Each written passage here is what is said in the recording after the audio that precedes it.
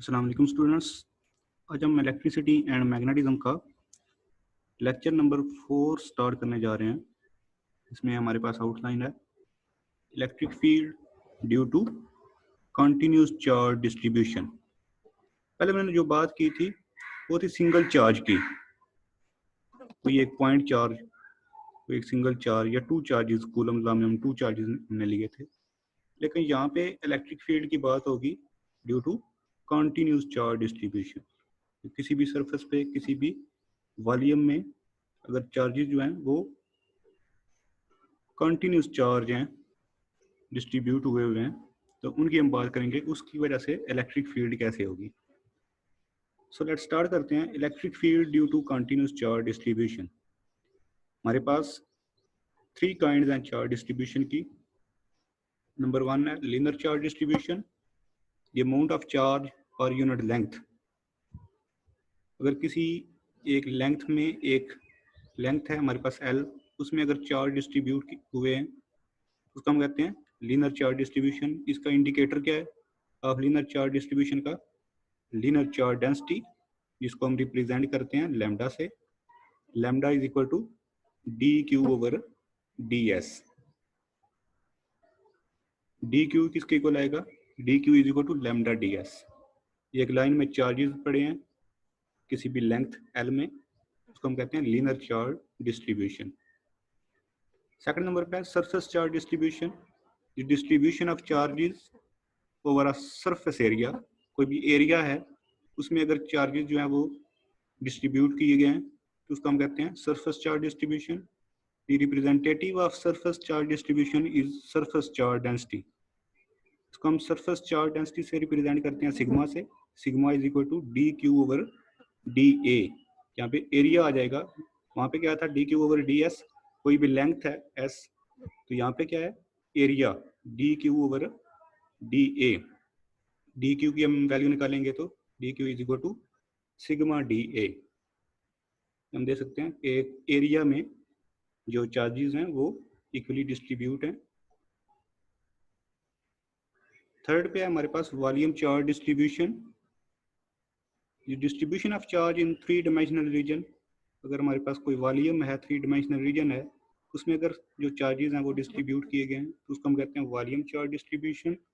It's representative is called volume charge density. उसको हम rho से रिप्रेजेंट करते हैं। Rho is equal to D Q over d v. Volume आ जाएगा इसमें, d Q is equal to rho d v. ये थी हमारे पास चार्ज डिस्ट्रीब्यूशन की 3 टाइप्स थी। ये एक वॉल्यूम है जिसमें चार्जेस जो हैं वो डिस्ट्रीब्यूट हैं 3 डायमेंशनल स्पेस में। इसके बाद हमने कैलकुलेट करनी है electric field due to continuous charge distribution. हम कंसिडर करते हैं एक ring of charge. Suppose we have a ring, say of plastic, over which charge is linearly spread. We call such distribution a linear charge distribution. हमारे पास एक ring है plastic की बनी हुई जिसके ऊपर चार्जेस जो हैं वो लिनरली स्प्रेड हैं, तो उसकी लिनर चार्ज डिस्ट्रीब्यूशन लैम्डा होगी, जो कि रिप्रेजेंट करती है लिनर चार्ज डेंसिटी को।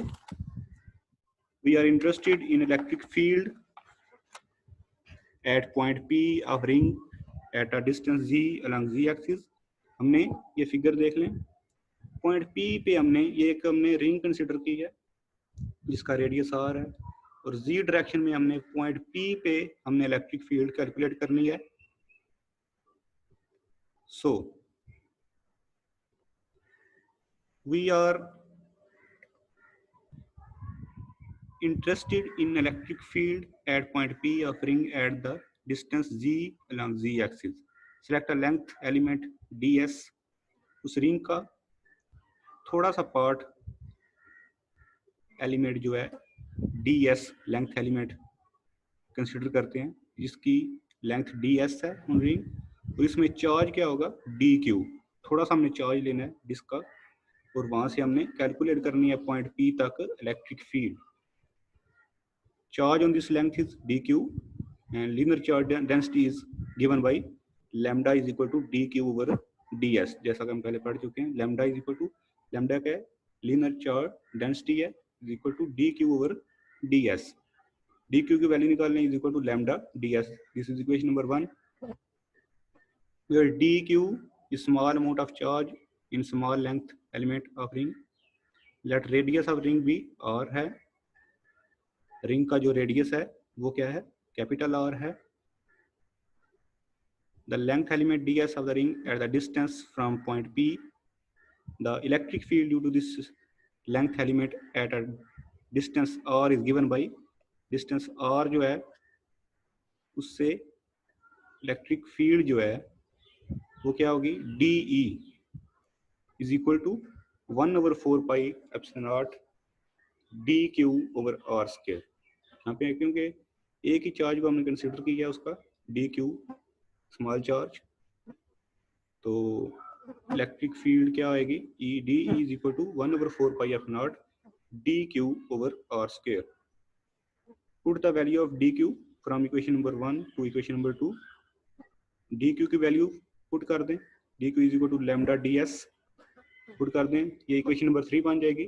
और from the figure by using the Pythagoras theorem, hypotenuse का square is equal to perpendicular square plus base square. Figure से आप देख सकते हैं हाइपोटेन्यूज हमारे पास r स्क्वायर है, परपेंडिकुलर z स्क्वायर है और बेस हमारे पास r स्क्वायर है. ये देख लें, ये r स्क्वायर हमारे पास हाइपोटेन्यूज है r, z जो है हमारे पास बेस है और ये परपेंडिकुलर है r. By using Pythagoras theorem r square is equal to z square plus r square. r की वैल्यू निकाल लें under the root z square plus r square. Put the value of r square in equation number 3.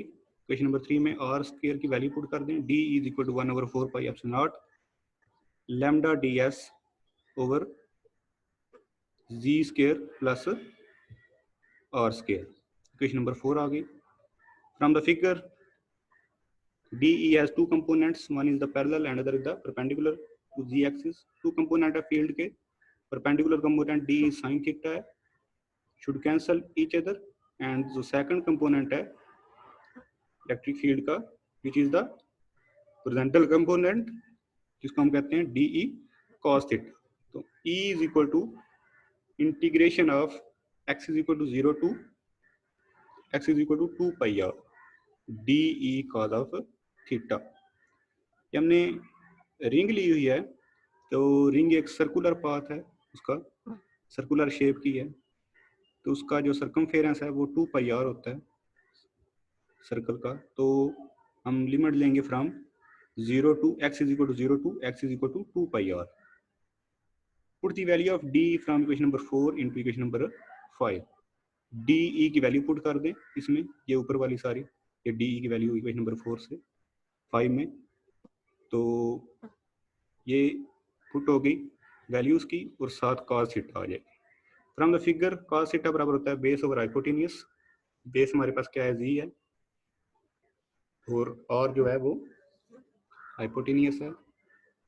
Put in equation number 6 और cos theta की value put कर दें, और ये r बराबर होता है under the root z square plus r square, उसकी भी वैल्यू पुट कर दें. सारी वैल्यू पुट की, cos थीटा की वैल्यू पुट हो गई. उसके बाद E is equal to 1/4 pi F naught integration of x is equal to 0 to x is equal to 2 pi r lambda z over z square plus r square 3/2. ये 3/2 कैसे आया, ये देखें, बेस सेम हो तो पावरें ऐड हो जाती हैं. ये z square plus r square है और ये under the root z square plus r square है, इसकी पावर 1/2 है और इसकी पावर 1 है, वो ऐड होंगी तो 3/2 बन जाएगा. और ये ds को अलहदा से बाहर निकाल लें, ds को अलहदा निकाल लिया, लैम्डा के साथ z को मल्टीप्लाई कर दिया ये वाला z, और नीचे जो है वो पावर्स ऐड हो गई. E is equal to 1/4 pi epsilon naught lambda z square plus r square 3/2, और हमने इंटीग्रेशन लगानी है ds पे, स्मॉल जो पैच है हमारे पास लेंथ का, उस पर हम इंटीग्रेशन लगाएंगे from 0 to x is equal to 0 to x is equal to 2 pi r. So इसमें लिमिट्स पुट करें, upper limit minus lower limit 2 pi r minus 0, तो ये हमारे पास आ जाएगा 1/4 pi epsilon naught lambda Z 2 pi R over ji square plus are square 3/2, ये 2 pi are पहले ले आए, ये आ जाएगा E is equal to 1/4 pi epsilon naught z lambda into 2 pi r, थोड़ा सा रीअरेंज करना है इनको, z square plus are square 3/2, equation number 7 आ गई।